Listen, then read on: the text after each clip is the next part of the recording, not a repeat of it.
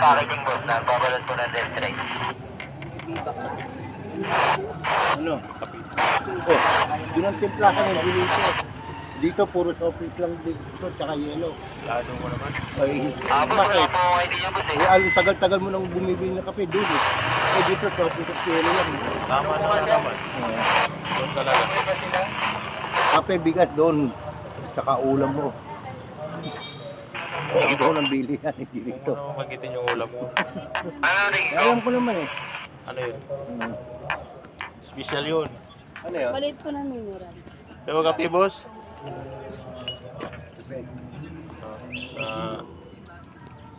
Kopi ko. Kopi ko.